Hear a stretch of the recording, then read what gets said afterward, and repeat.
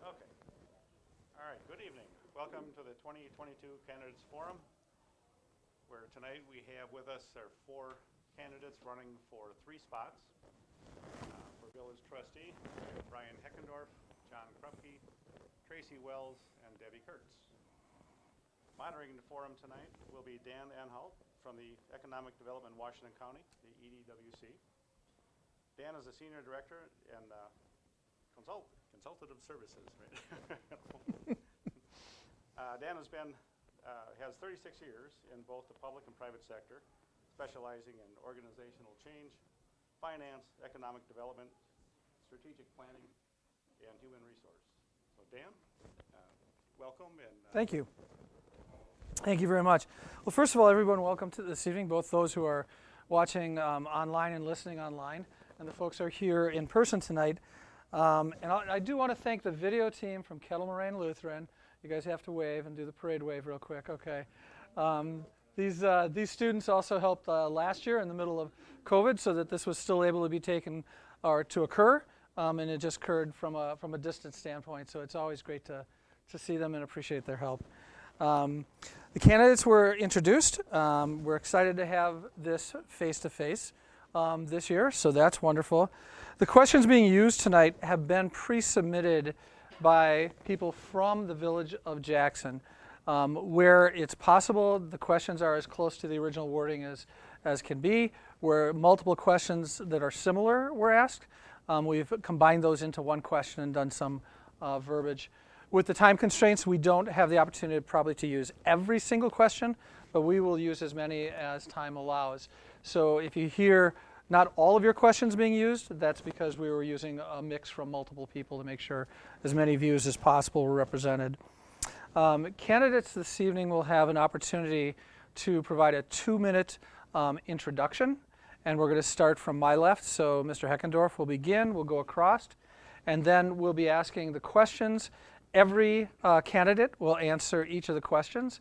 We'll again start from the left for the first question, and then we'll move to Mr. Krupke for the second question, on to Tracy Wells for the third question, and on to Debbie Kurtz for the fourth, and then we'll come back to the beginning again. Candidates will also have the opportunity for closing statements. And as I mentioned earlier, we will not be taking questions from the floor this evening, and that's to give the other questions that were pre-submitted as much opportunity to be asked as possible. So we can then, do the candidates have any additional questions, first of all? All right, I'm seeing heads going sideways. You're good, Tracy? All right, cool. We're going to start with Mr. Heckendorf. Brian, if you could give us your opening comments. Thanks, Dan. First off, I'd like to thank the Greater Jackson Business Alliance, Scott Middlestad, and Dan Anhalt for organizing the event this evening. I think it's a great way for the candidates to be able to share their views and their opinions on how the things in the village work. My name is Brian Heckendorf, and I'm the incumbent candidate for the Village of Jackson Trustee. I'm a lifelong resident of Jackson. I'm very proud to be deeply rooted in the community. I've been on the Jackson Fire Department for almost 23 years. I'm a founding member of the Greater Jackson Business Alliance. I'm the treasurer for the Jackson Festivals Incorporated, which runs action in Jackson. And prior to being elected 2 years ago to my first term on the village board, I had also served on the Board of Public Works for 8 years and attended village board and other village meetings regularly. Since being elected in 2020, I continue to serve on the Board of Public Works as the chairperson. I also serve on the Budget and Finance Committee as well as the Personnel Committee for the village. For my career, I'm a senior vice president as the retail lending sales manager for Westbury Bank. I joined Westbury Bank way back in 2003, so I've seen a lot of changes in the industry over the years. In this position, I help people build, buy, and refinance their homes. It's a great feeling to be able to help someone, whether it's their first home that they're buying or their fourth. In my spare time, I enjoy going to the Northwoods to my cabin, which I call Station 2. And I enjoy being out on the lake on my pontoon boat or riding down either the dusty or muddy trails, depending upon the weather conditions in my UTV. So as you can see, I'm very deeply rooted in my community. And if reelected as trustee, I will continue to make professional, unbiased decisions that I feel are in the best interest of all Village of Jackson residents. Thank you. You're up next. Thank you very much. I'd like to thank Dan and Scott for this opportunity to be here. I'm John Krupke. I am also a lifelong resident of the Jackson area. I grew up on a farm south of Jackson here. I attended West Bend High School, which is now Badger School. I graduated with a master's degree from University of Wisconsin in Madison. I, with my wife, Marion, who is my wife for 55 years, and my 2 sons moved into the village about 45 years ago, and we reside in the same house. We started a business in Jackson here 35 years ago, and One of my sons, Kurt, and his wife are in business with us. I am also a past member of the Jackson Fire Department. I retired before they kicked me off. I was on for 35 years. I have been on numerous committees of the village, Public Works, Planning Commission currently, Park and Rec at one time, which I enjoyed very much. My first stint on the village board was in 1976, and I've been on and off it ever since that time. There hasn't been any time that I've not been involved in village politics since 1976. And I just want to say that I feel that I am qualified to run for another 2-year term. I bring some experience in history to the board, and I think that's very important these days. And I would appreciate your vote. Thank you.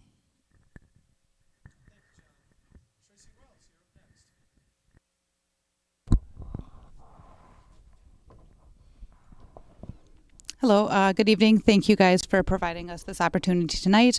My name is Tracy Wells, and I am running for Village of Jackson Trustee. I was elected to this position in 2020 and would be honored to be reelected.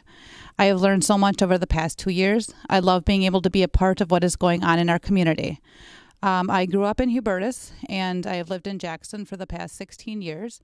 My husband, Ryan, and I have 2 children. Hunter is in 5th grade at Silverbrook, and Mason is in 3rd grade at Jackson Elementary School.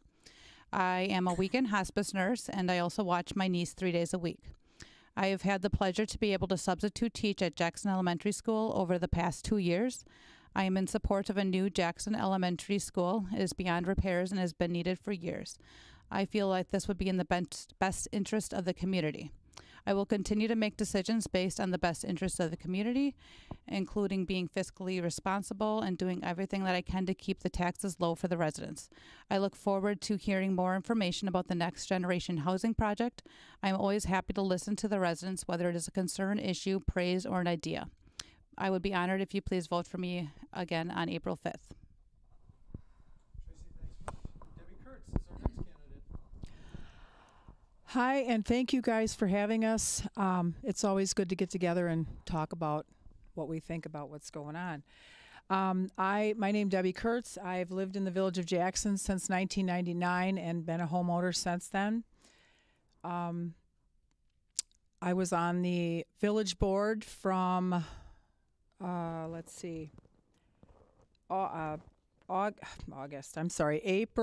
2016 to April 2020.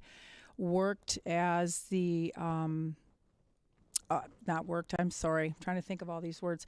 I was the Mid-Moraine treasurer at that time for 4 years. I was also on the Budget and Finance Committee.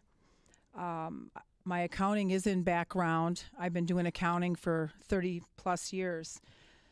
Work for a small company in Glendale where we are material handlers, and so I handle about $10 million a year for a small company that we have.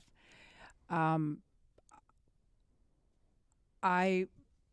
am very concerned about the tax situation in this village. I've been out of the loop with my in-laws being sick and passing away, but I'm really concerned about the future of this village, and that is the reason that I want to get back on this board and ask you for your vote as well. Thank you. Thank you very much, Debbie. We'll go on to our question portion of the format this evening now. Brian, you have the first question, and the first question this evening starts out on a chance for you to kind of think about what you really feel about the Village of Jackson as a community, and it's, what do you believe is the single greatest strength of the Village of Jackson? Brian?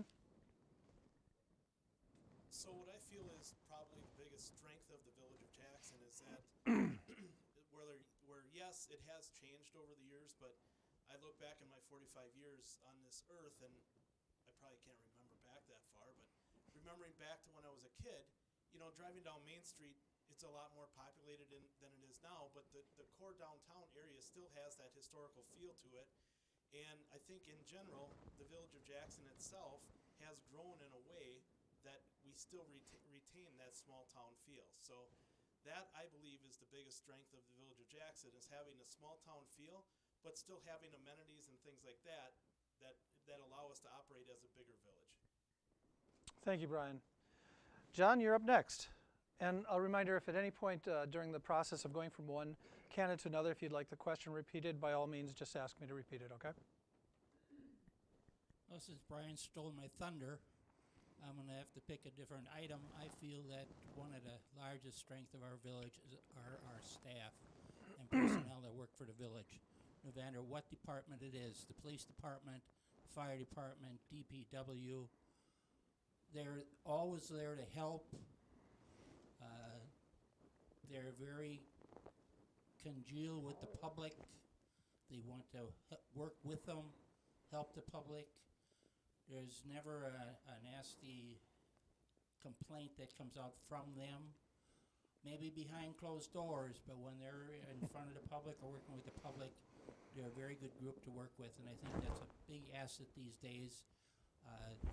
Having a staff that is appreciative of the community they work in, and the community is appreciative of the staff that we have. Thank you. John, thank you very much. Tracy, you are up. Well, those two are also on my list, so I'll go down with a third. And this is exactly why we rotate who gets to start. I agree with the whole small town feel. So I think that while we do have that small town feel and are still growing, but still containing that feel, it helps to be able to have that community center. And I think that kind of is the center of everything too, and provides enough activities from the young to the elderly for, a wide range of activities for everybody, even being in a small town community, that we still get those opportunities. Tracy, thank you. Debbie, you'll wrap this question up. Repeat the question again. Sure. What do you believe is the single greatest strength of the Village of Jackson as a community?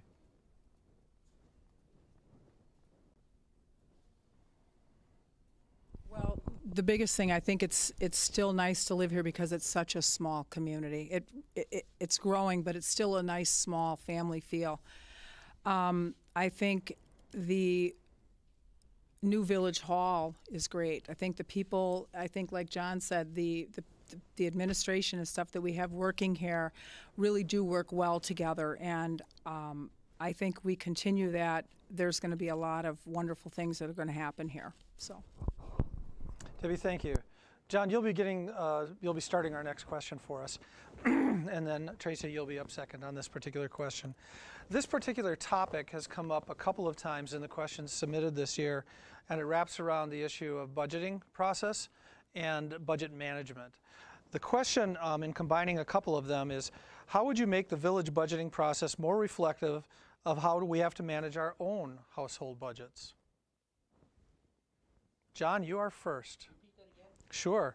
How would you make the village budgeting process more reflective of how we as citizens have to manage our own budgets?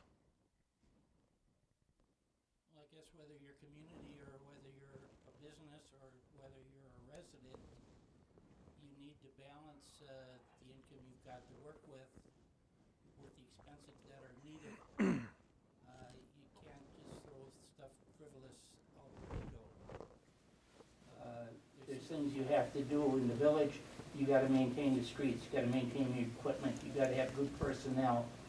And in your home, you also need the same thing. You need your home well taken care of. You need your appliances at work. And you need, in order to do that, you need to balance those expenses with the income you have. In the village, you need to look at the expenses you have to have, and that's where you set your budget, you set your tax levy to offset that. John, thank you. Tracy, you get a second shot at this one. Okay. I think it comes down to really living within your means and budgeting for needs. Things do come up and things are always going to come up, but prioritizing those needs and not going for the wants necessarily. There's some things that the village doesn't need that is more of a want, and looking at those things when going through the budget items to make it more efficient. Thank you, Tracy. Debbie, off to you. Well, the biggest is if it's not broke, you don't fix it. You don't spend the money on something that's unnecessary that you don't need to buy. When I was on the board, I did see, I really scrutinized the check register and questioned a lot of, I won't get into where the money was spent right now, but questioned a lot of what department's money was spent in, and kept a pretty tight eye on that. And I think that there's still money. I see things happening right now with snowfalls of that much and snowplows running their blades across the asphalt, and to me that's just a waste, just an absolute waste. So yeah, if it's not broke, don't fix it. Thank you, Debbie. Brian, you get to wrap up this question for us. All right. I would have the same thoughts as the other candidates as well.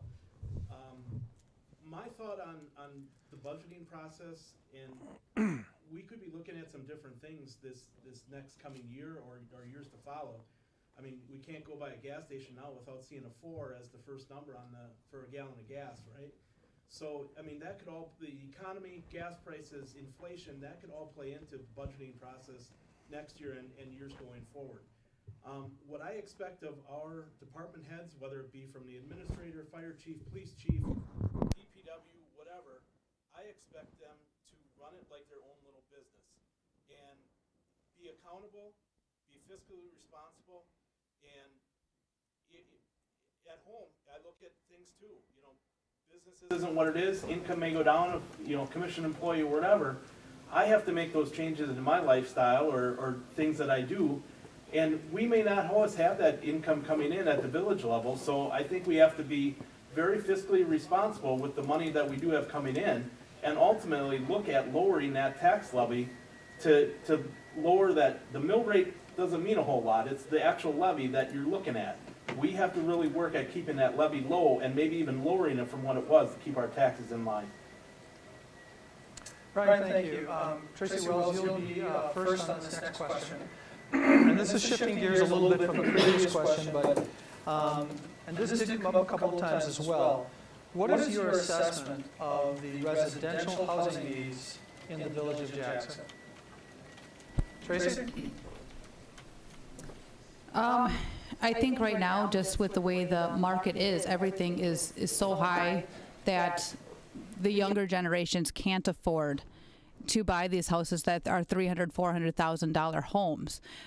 So getting more information about this next generation housing program project that they're working on in the next 6 months to a year here, finding more about that and see what we can do to help some of those younger folks join our community and be able to start families here without having to worry as much about, you know, having an apartment and stuff, being able to still get some equity and not having to pay $400,000 for a home.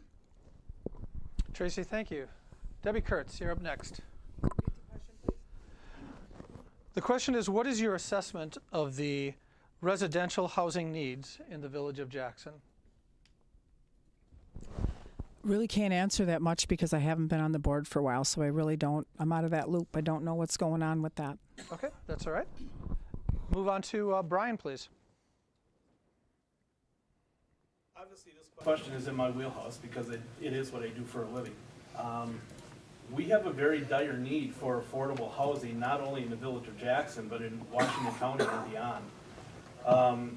A few months back, I was able to MC an event that was the next generation housing kickoff event up at Fair Park that was put on by the county.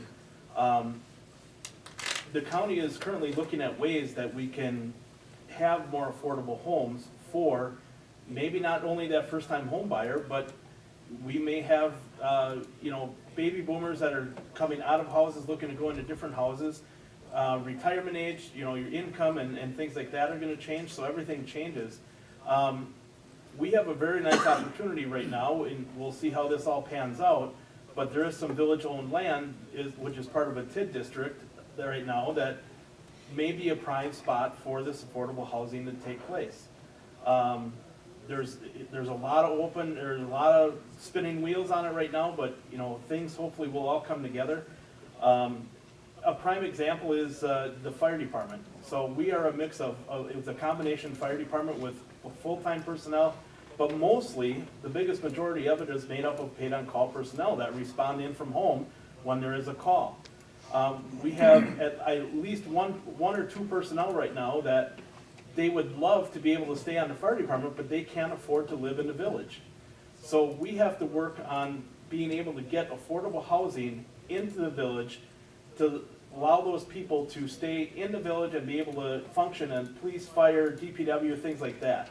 So again, hopefully we can work something out with this next generation housing project and bring something into the village for them. Thank you. Brian, thank you much. And John, you get to wrap up this particular question. I think as a community, we need a balance of single-family homes, of apartments, of condos, the single-family homes, the smaller homes to the larger homes. Someplace for the first-time person coming in, just maybe it's an apartment. Maybe that's their bag. From the apartment, they can maybe work up into a condo or work up into a smaller single-family home. As if the community offers that to them, there's a reason for them to stay around, especially if they're working in the community. We also look at the elderly population that are in their single-family homes. Well, maybe it'll get to the point that they don't feel that they're comfortable in a single-family home, but they want to be on their own. Well, a condo is probably a perfect solution for them. I don't see them going back into an apartment, but going into a condo. So these are the people that we want to retain here also. And I think by giving this mix, it's going to help our businesses to pick up people in the village. It's going to help the industry that we have going. We have a lot of industry going that's looking for a lot of people. And if we can give the people a place to stay, it'll give them a chance also to work in the village. John, thank you very much. Debbie, you will be starting this next question. And then from Debbie, we'll come back over to this side to Brian. But this next question deals with downtown. And it's asking for what are your views and thoughts regarding the redevelopment of downtown Jackson, and particularly the Highway 60 corridor? The redevelopment of what area? Of the downtown Village of Jackson, but in particular Main Street, Highway 60, going through the center of town. Okay, you're talking about the sides, not the street itself. Correct. Not the, okay. Absolutely. Good clarification. I'm not sure what the answer is, but our Main Street is definitely in need of a facelift. There's no doubt about it. When I drive through this village myself, and I love living here, I've been here 23 years, I love this village. It's kind of disheartening, you know, weeds growing through the sidewalks and, you know, mailboxes and big old round metal buckets. And, you know, it's just, there's things that I'm not sure what the answer is. But there definitely is things that needs to be done with this Main Street. It definitely needs a facelift. So. Debbie, thank you. Brian Heckendorf is next. Like I said in my opening remarks, you know, one of the things that we do have that small town feel. So the downtown area, does it need some attention? Yes, probably. How do we fund that? How does the village get involved with that? That's a tougher question. Right now, I'll go back to the sale of the old Village Hall that's pending right now. There were some discussions that, you know, maybe we should look at, you know, redeveloping that whole area and things like that. To be able to redevelop that, the village is going to have to get involved, and it's going to cost some money. The village is going to have to throw money at it to try and revitalize it and get new developments and different things in here. Right now, I thought it was the best idea for us to sell the Village Hall and not look at redeveloping that area, simply due to the fact that I would be more open to the village putting money at that if our debt level was at a much lower level than what it currently is. If we can get that debt level down and then at that point look at coming up with some revitalization plans that would, if we have to put some money towards it, I would be much more comfortable doing that if our debt level was lower than what it currently is. Brian, thank you. John Krupke, you're next. I have said for years that Jackson does not necessarily have a downtown like Slinger or West Bend or Cedarburg. If you look at the picture of Jackson when it was a population of 367 people, and you look at a photograph of Jackson today, the buildings that were there at that point, which is probably in the 60s or 70s, are still there. Some have done a little facelift, but the business themselves is there. Jackson has a downtown of different pods. You've got Highway P, that area. You've got Glenbrook Industrial Drive, that area. You've got South and North Center Street, that area. You've got Jackson Drive. And now you have Eagle Drive. And Eagle Drive, I believe, is going to be the newer portion of Jackson, where the other pods are the historical part of Jackson. And I think we need to focus right now at first is on the Eagle Drive area, developing that TID district to bring in some more retail establishments if possible. And after that, concentrate on the rest of the pods in the village. Thank you much. Thank you much. Tracy Wells, you'll wrap up this question, and then a reminder, we will go back to Brian. You'll be starting the next question, okay? And Tracy. Okay. As you call it, the downtown area, it does need a facelift, I guess you could say. But at the same time, it's not really something I think that is a top priority at this time. A lot of it is, it's not like Cedarburg or West Bend.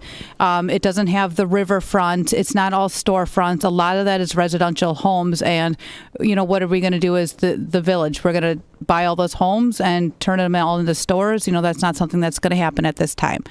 I think focusing more on the part that we have now next to the new municipal complex could be more of a village center per se, and have some, along with the housing in the back, maybe have some storefronts in the section up front to help bring in more businesses and stuff that way. So, thank you very much. Brian, the next question actually relates to something that Tracy just alluded to, but this question was brought up twice as well. There is vacant land adjacent to the new municipal complex. Specifically, how would you like to see that developed? So again, there is vacant land adjacent to the new municipal complex. I believe they were speaking to the land to the south. Specifically, how would you like to see that developed? Okay, so that area down there is part of a TID district. So the vacant land that's around there, going from just east of Scheunemann's property, where the vacant land is there, south to the farmland, and then east all the way over to Eagle Drive, and then a little bit on the north side of Highway 60 is a TID district with the municipal complex land carved out of that. So there are some restrictions and some different guidelines that certain things have to be developed in that TID district.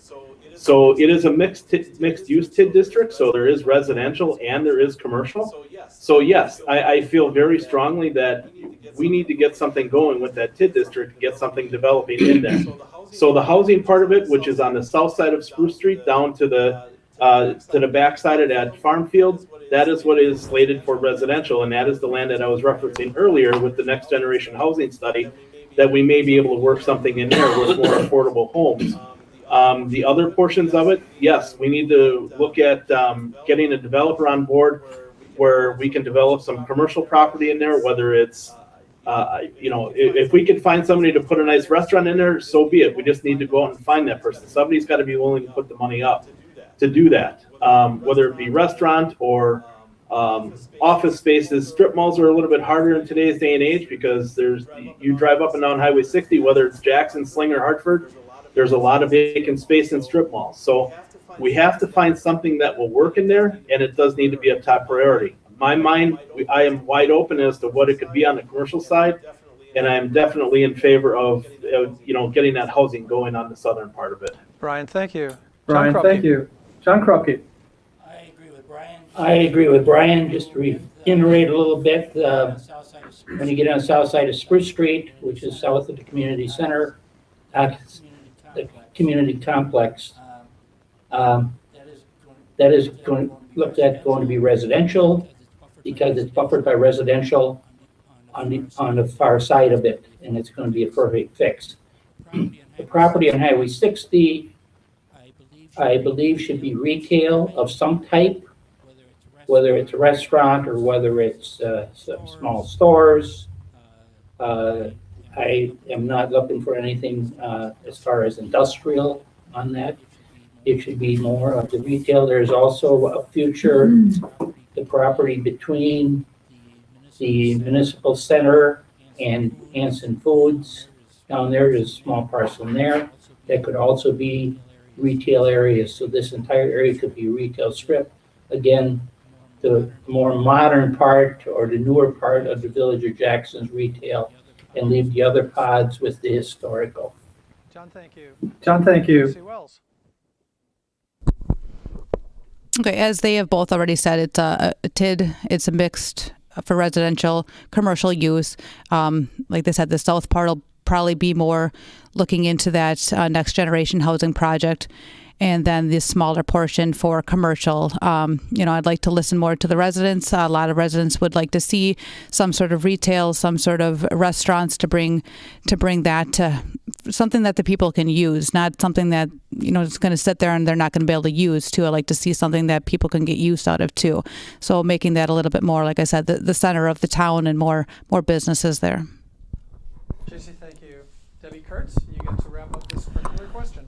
Well, I would like to see something good come out of it, that's for sure. But like I said before, I've been out of the loop here, and so I don't really know all the ins and outs, and I don't want to talk about something that I'm really unsure of. So, John, you'll begin this next question for us, and this one has to do with the very building that we're sitting in right now. It was fun to see how passionate the person was who submitted this question, but it's every time this person said that they're at the community center, and I'm doing this as much of a quote as I can, it seems very busy and full. What are your feelings on a possible expansion of this facility so it can accommodate even more residents of the Village of Jackson? And by the way, I was going to point out earlier that this is just, we need to just struggle really hard to behave like absolute adults in this room, despite the fact that, where's my chair?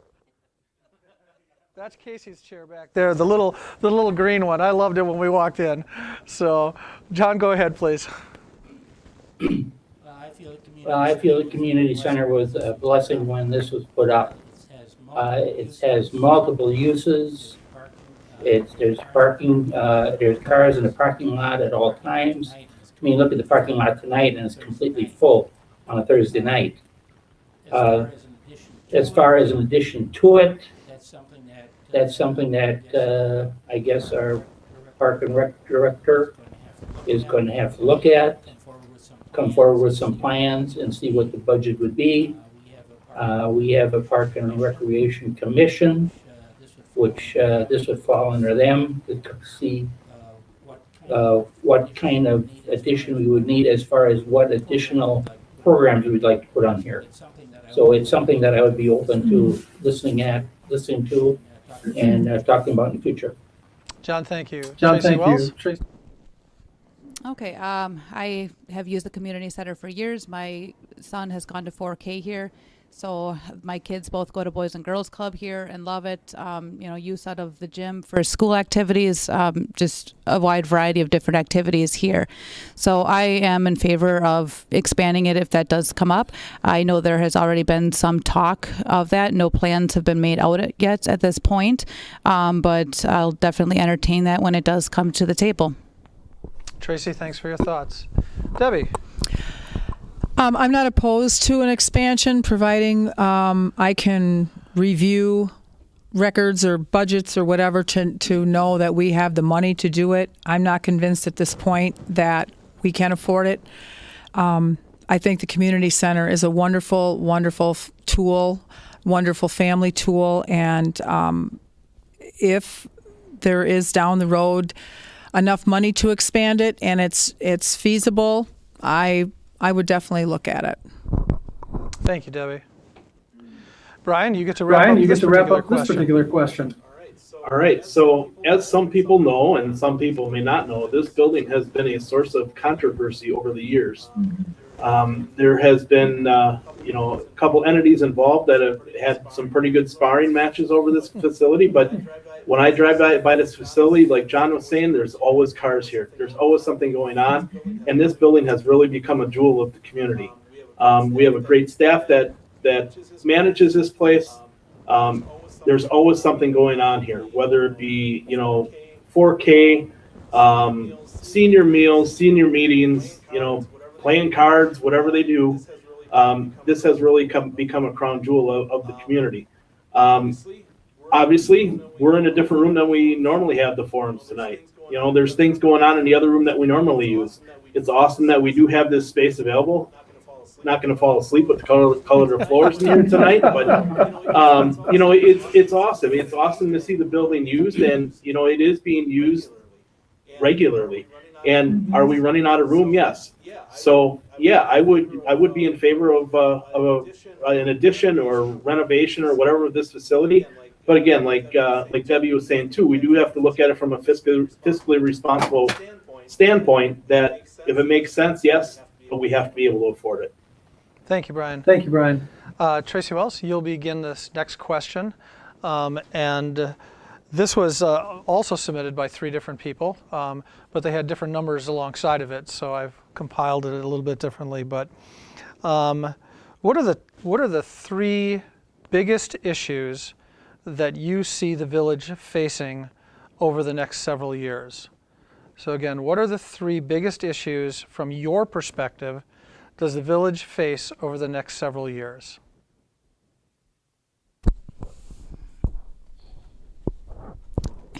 I think a big issue just to keep at the table and that the residents are concerned about is to help keep the taxes lowered. So, working with the budget and that's hiring the levy to help keep the taxes lowered overall is an issue for the village and for the residents to see. While we are growing right now, I want to continue to grow, and that's and to get a new school. I think if we lose our school, people are not going to want to come to this community and move into this community if we didn't have our own school here in the village. So I think that's a big thing. And a third concern, getting the streets fixed. Debbie Kurtz, you're up next.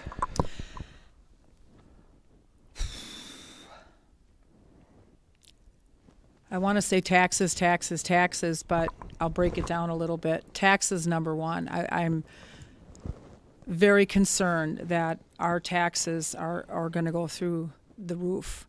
While I agree with you, Tracy, on the school situation, I don't think we're going to be there yet for a while. I think if you think our taxes are high now, we build a school here right now, you're going to find out it's going to be totally unaffordable.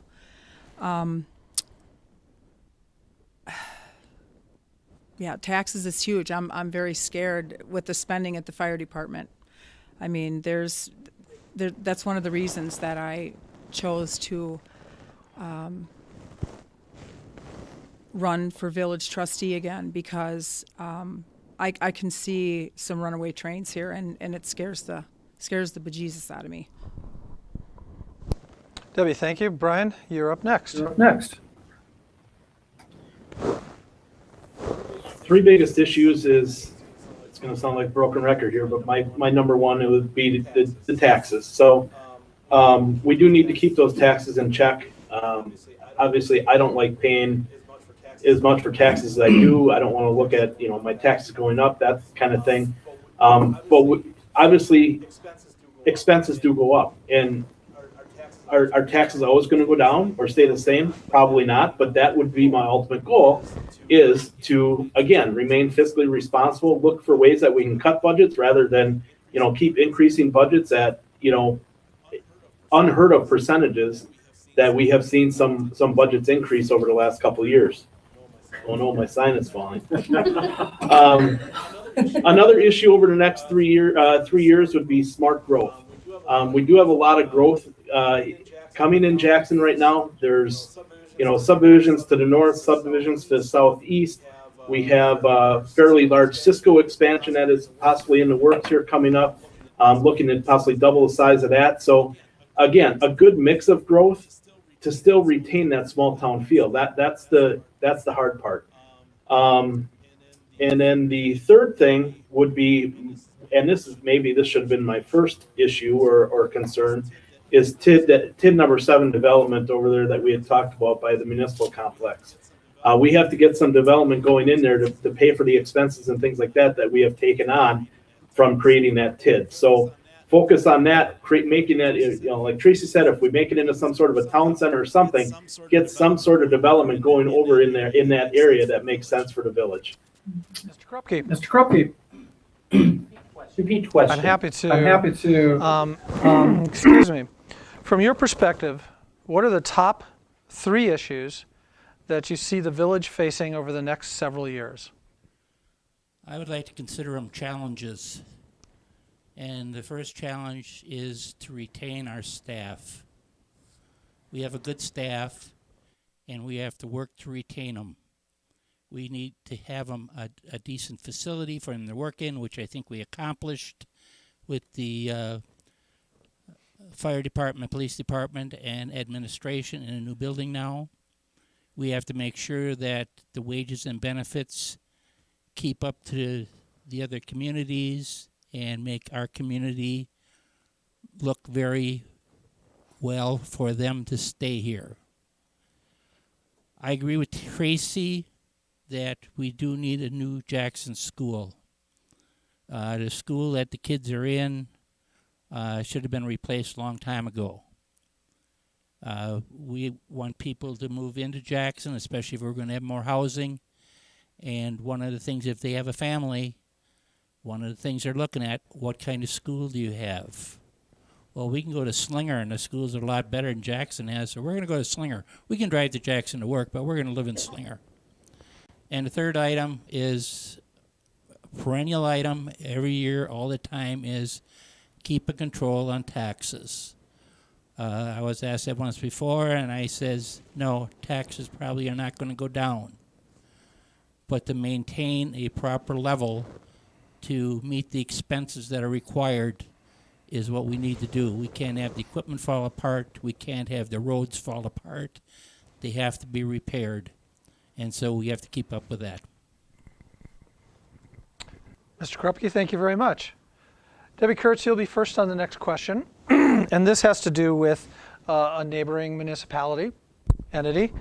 How would you manage or encourage the relationship, the working relationship between the Village of Jackson and the Town of Jackson? So how would you manage or encourage the working relationship between the Village of Jackson and the Town of Jackson? That's a good question because I think it's been severely damaged from the past, and I don't want to get into that right now, but I don't have an answer on that right now. I just don't. Brian, we would come back to you then at this point. Here, I thought I was going to have a little more time to get my thoughts together on that. Yes, obviously there has been friction between the town and the Village of Jackson over the last 1, 2, 10, 15 years. So, yes, it is always, it all stems back to, in my mind, the one that I'm most familiar with is the boundary agreement that recently was, challenged and, ultimately those properties did come into the village. So my problem that I have is that we have an entity, in this case being the town, that had prior boards had agreed to these agreements, and then they try and go back on those agreements. I don't agree with that. if I'm putting my name and my signature on something that comes to before the village board now, that's an agreement. I expect that if I'm not on the board anymore down the road, I'm expecting that whoever is in the trustee position or village board position to honor that agreement. A contract is a contract. An agreement is an agreement. So how we can mend those fences, I don't know. I guess I am open to it. But it's going to take a lot of mending to mend those fences because, again, I stick up for the Village of Jackson residents, and that's who we need to protect in these agreements are the Village of Jackson residents. John Krupke. When I got on the board in the late 70s, the Village of Jackson would not even talk with the town of Jackson, and vice versa. The town of Jackson would not talk to the Village of Jackson. It was a definite personality conflicts between the village president and the town chairman, which I thought never would be resolved. And lo and behold, along came the boundary agreement. The village was talking with the town, and the town was talking to the village, and they were getting along. Things were fine. Everything was made out. And now about 2-3 years ago, the boundary agreement fell apart. So it's sort of like a roller coaster. What the future's going to bring is going to depend on getting together and talking things out. Talking never hurts anybody. Where it's going to go, I've got no idea, and I'm not going to try to predict the future. John, thank you. Tracy Wells, you get to finish this question up. Okay. How to manage the working relationship? Well, like Brian said, honoring the agreements. Will there be any other agreements in the future? Probably not. After the 2030 annexation is completed, if that all goes as planned, that should hopefully go smooth. But honoring those contracts that are already there, it's hard for us to make a working relationship with them when they go back on everything they say and want to get out of every agreement. Same with the Park and Recs thing. Whole nother issue. Contract was in place and agreements were set and they weren't abided by. So I don't like John said, I don't know what the future will hold, but at this time I don't think there's going to be any agreements in the near future. Tracy, thank you. The next question begin with Brian, and we've addressed some pretty solid issues so far this evening. This one is going to be a little more on the softer side, but it's interesting that every candidate mentioned it in some way in their opening remarks. And that is, I like the small town feel of Jackson. What would you do to protect that small town feeling?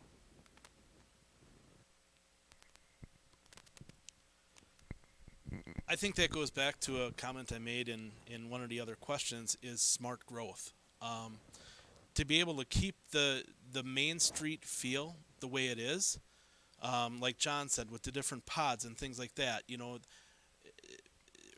the village center, if you want to call it that, right now is probably around that North and South Center Street area. Any development and additional building and things like that, I think are going to start to work out to the east.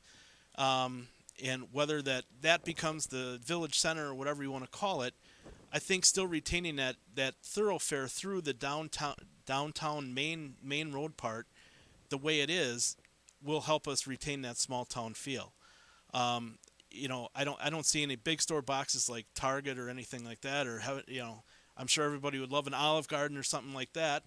So okay, I have to say that there isn't a thing that I don't moderate where somebody brings up Olive Garden, and folks, they take 50,000 people in a single city to even think about it. Correct. Yeah. So we aren't going to be able to focus on big things like that. We're going to have to keep things small because we are that small town community. Smaller shops, like John was saying, family-owned businesses. I am all for supporting locally owned businesses.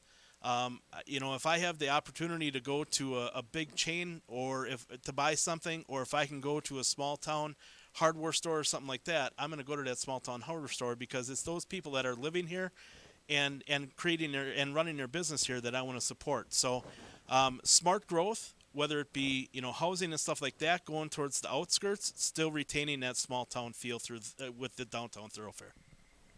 Brian, thank you much. Mr. Krupke. I agree. Keep the bulldozer off of Main Street. Leave it the way it is, update it, but keep it the way it is. But getting off that a little bit, the community events that we have, Action in Jackson has been going on for more years than I've been around. And I've been around a lot of years. Music in the park. Our community parks. We're looking at redoing the tennis courts into a tennis and pickle court. We've got the splash pad.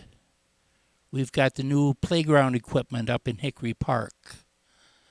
We've got community parks, whether it's Meadowview, whether it's Reese Memorial Park, which have some equipment in for the community, the local part of the village.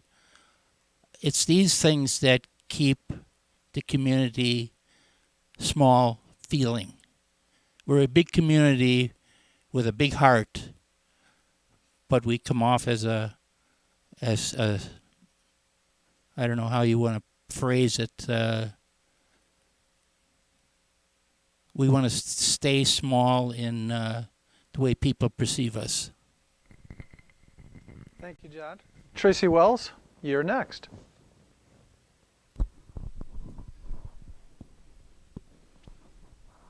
Okay, how to protect that small town feeling. I go back to the school on a lot of things, and I think keeping that school in our community will help protect our community and keep that feeling in our community. Shipping them off to another city won't keep that feeling here. We have a lot of local events, like John said, Action in Jackson, and just other community events. And it's nice that all the kids get to know each other and see each other at school and then come to these events together and still know everybody. If you ship them off to different schools, the borders might change and stuff like that too. Who knows? But I think that helps keep that feeling. And just using those local businesses and stuff too keeps it all smaller feeling. Tracy, thank you. Before Debbie answers this particular question, I want to tell the entire panel that we will be moving into closing comments next. So if you have any notes or thoughts that you wanted to have, just to give you a 30-second head start on that. But Debbie Kurtz, if you could close out this last question for us. I'm not sure exactly how to keep this small town feeling other than not to grow too big. Growing is fine, but you have to balance it out with what can be afforded and what not. My big concern, and I know this is a little off subject, but my big concern is that taxes reach a point where people sell their homes. I being one of them after 23 years of living here and paying over $80,000 in taxes, so I believe I'm a little vested in this village. I don't want to ever have to feel like I need to leave, but there are people that have talked to me and they feel they do have to leave because they're scared about the tax future. So I don't know what it takes. I guess all of us working together and try just to do what's best. So we move into the closing comments from each of you, and a reminder that you have up to 2 minutes in terms of being able to do your closing comments. So Brian, we will begin with you and we'll move to my right, and Debbie, you will wrap it up, okay? All right. So in closing, for the people that know me and the people that don't know me, I just want everybody to know that I am very committed to the residents of the Village of Jackson to make the best decisions possible to make this the best place that we can for us to live and work and play. I've been here all my life. I consider myself fiscally responsible. Over the last 2 years of being at board meetings, I've asked questions that nobody else has asked over the years, and I continue to keep doing that if I get reelected. I plan to keep people accountable. I plan to also look at different ways for us to grow, but grow responsibly. A community has to grow, A community that doesn't grow or shrinks is not a healthy community. But we have to do it correctly, and we have to do it so there's not that financial burden to the taxpayers for that growth. Again, smart growth, keep everything in the village a great way of life, to be able to have the parks, the good emergency services that we provide to the village, and just, but at the same time, remain fiscally responsible. One of the biggest things tonight was taxes. Yes, I agree. We need to keep them in check. The way to do that is to maintain a pulse on the money that's being spent and to keep an eye on everything, but at the same time, still functioning and providing the best services that we possibly can. So, in a nutshell, I still want to be, and I want to continue serving this village as village trustee. So, I'm pleased asking you to go out and vote for me on or before April 5th if you're going to do early voting. Thank you. John Krupke. Thank you. I've been involved in village, I hate to say this, politics, which is a nasty word these days, since 1976. I have not done it for any pat on my back or pat on my shoulder. I've done it because I grew up in this community. The community has treated me fine with the businesses we have in town, treated my family fine. And it's a way I can return some of this back to the village. I've got history, which once in a while is good, once in a while is bad, but it's there. I think I still have enough gas in my tank that I can serve another 2 years on the village board. And again, as Brian said, as a business owner, I have always made my decisions what benefits the village, not what benefits any special interest group or what benefits me. It's a community responsibility if you're going to be on this board. And again, I would appreciate your vote, whenever you vote, whether it's early voting or April 5th. I appreciate it very much. Thank you.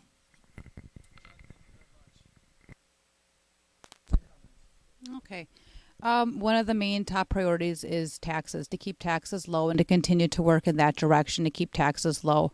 Continuing to support our staff and trying to bring in the input from the residents to help make those departments better also. Back in end of 2018, beginning of 2019, I was approached to head a support group for the referendum to help get a new Jackson school. That failed. It was probably the first year that it ever passed in the Village of Jackson from all the work that we all put into that.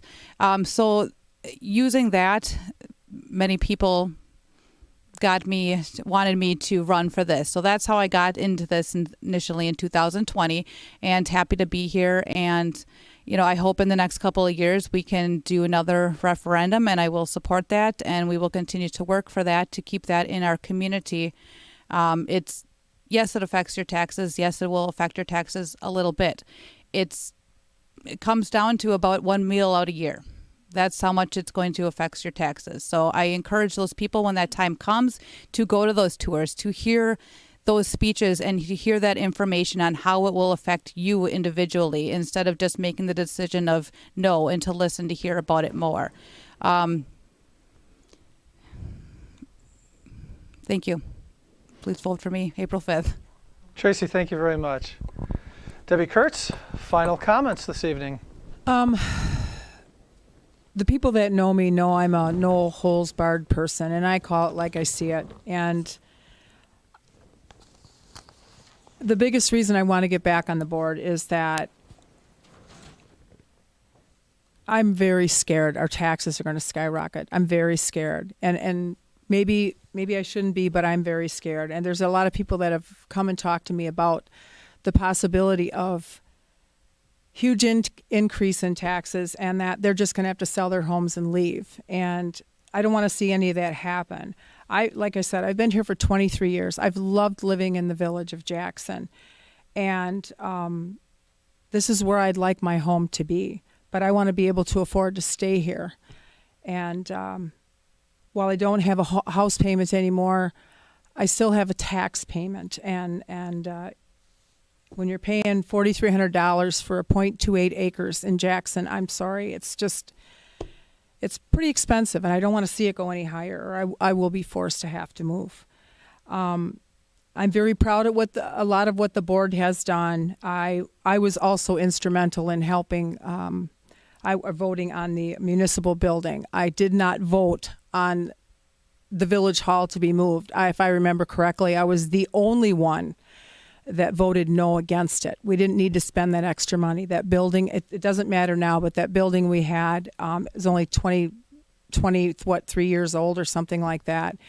And I'm a, if it's not broke, don't fix it girl. That's just the way I am. So I'd love to get back on the board, and I'd love to get back on the Budget and Finance Committee. I like being involved in my village. And if I don't achieve that, I still will be helpful in this village. So please vote for me on April, I believe it's the 5th. Thank you. Debbie, thank you very much. And you didn't think I got to do closing comments, did you? But I do. There are some thank yous I want to make, especially. I do want to thank especially the Greater Jackson Business Alliance, who sponsors this event every year, and absolutely they deserve all kinds of congratulations and thank yous. I mentioned to a couple of people before we started this evening, I think these kinds of events are probably the epitome of what democracy is all about. There's places all over the world that are struggling to be able to do this kind of thing in public and ask the tough questions and listen to the answers that people provide. So I applaud you for running for office. I mean that sincerely. I applaud the people who are here this evening in person and those who watch online. Mostly I want to encourage people to get out and vote. It is truly an amazing gift that we should never take for granted. So thank you again. Have a wonderful evening. Travel safe this evening. And last one I want to say one more thank you to the video team from Kettle Moraine Lutheran. They did an absolutely wonderful job again. Thank you. We're blessed to have them here tonight. So thank you, everyone. Thank you.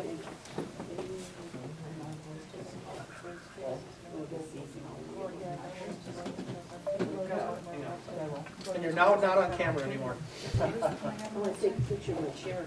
Yeah. Did you see my chair? Or did you listen to the information? Folks, thank you guys so much. Huh? Because I need a crane. Yeah, I would take, can you sign one? Yeah, you're really. Yeah, they really want you to sign.